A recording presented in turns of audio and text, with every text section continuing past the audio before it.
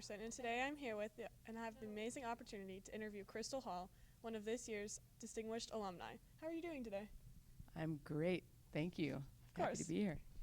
Crystal, you're known for implementing social policy and integrating psychology into that social policy. Can you go into detail about what this means?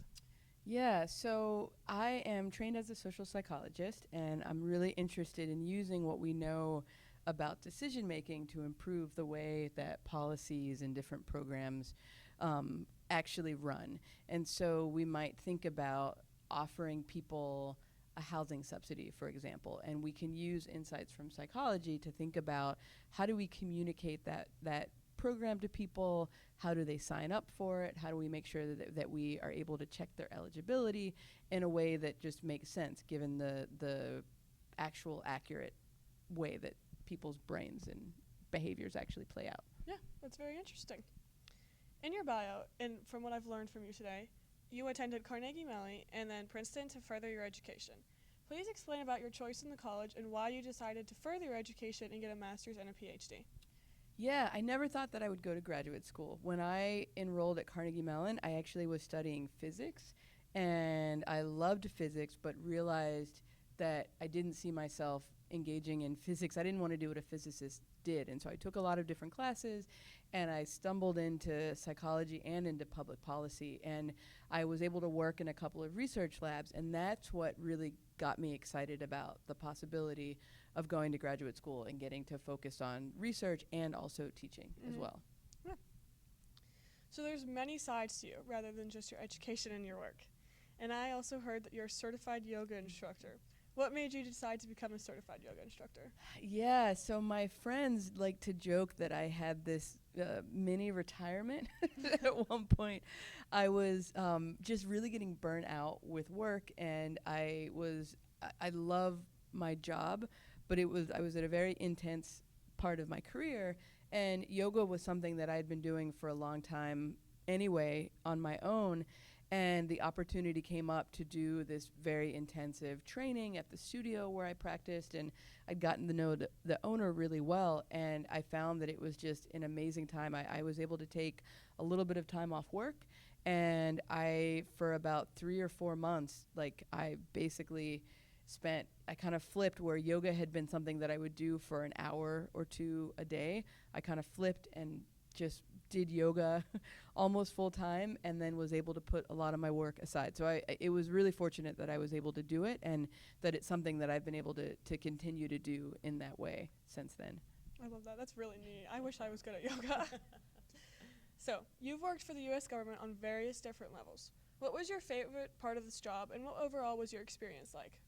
Yeah, I've really loved getting to work in government. I teach folks many of them will go on to work in government. My students are getting a master's in public policy, and as somebody that came into that work through an academic background, I didn't have a lot of firsthand experience of, what does it mean to work in the Department of Education, or what does it mean to work in Health and Human Services.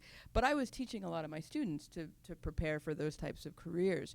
When I had the opportunity to go and spend my full-time year working in the federal government in this team that was based at the White House, it was a really cool opportunity to get this experience and what does it look like to be a civil servant in the day-to-day. And so that experience was amazing because I've been able to bring it back to my teaching, and it's given me this really important perspective on what that work looks like. So yeah, it's been very cool. That's a super cool experience to have. So, since you have graduated from Plum, I'm sure you've seen today all the changes that have been made. What are your thoughts on these new updates? Yeah, it's amazing. It's really incredible how many parts of this school are just unrecognizable from when I was here almost 25 years ago. I graduated. I think because I spent so much time in the music department, that has been pretty amazing, because when I was here, the band had their dedicated space, but compared to what is here now, it was very small, it was very cramped. The auditorium is amazing, so it's just really amazing and inspiring to see how much the school has invested in that, because I'm not somebody that became a professional, but music continues to be a really important part of my own life, and that really started here. And so it's just really, it's incredible to see how much there's value in that here. Yeah. That's interesting to hear, because this is the school that I've known, and it hasn't really changed for me. So one of the many different chapters that make up your total book is being a mom. Tell us what it's like being a mom to triplets. Yeah, so my triplets are 6 years old, and as I've told many folks, it was a total surprise. I didn't know anything about multiples, and it's becoming a parent. It then defines this part of you in this really powerful way, and it has given me new perspective on just really thinking about the work that I do, how I do the work that I do, and wanting to be able to have my kids be proud of what I do. And on a practical level, it just changes. It's changed the way that I approach my day to day and the way that I organize my time. But I'm really grateful. It's another reason why I'm so grateful for the work that I do, because it does give me space to be in my kids' classroom and with their sports teams and things like that. But it's a cool thing to see, and it's also a really amazing relationship to see. I think most of us, I can't imagine what it must be like to have a twin or two siblings like that, but just getting to have a front row seat to this really unique, special relationship is also very, very cool. Yeah. So you've done a various different amount of research on different topics. What was your favorite research project to do, and what inspired you to go into this topic? Oh, it's a tricky question to answer. It's like, I love all my children. I love all my research.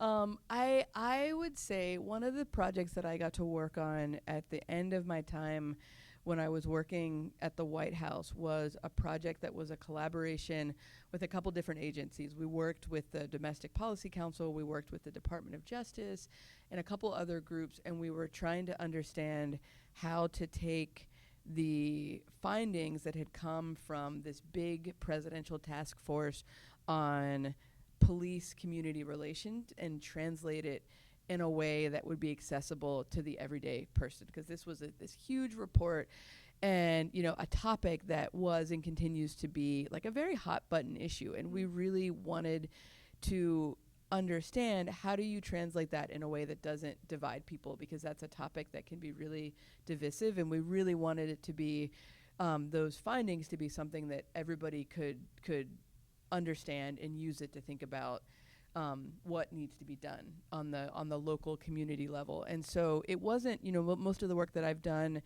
has been these big experiments, but this was a project where we really were taking insights from psychology and thinking about translation and how do we make this accessible, and how do we make this accessible to everyone, no matter who you are, where you live, what you believe or don't believe. And so that was a really rewarding and challenging project that I got to work on. Finally, what advice can you give to all the Plum Senior High School students that are about to start their journey into the real world?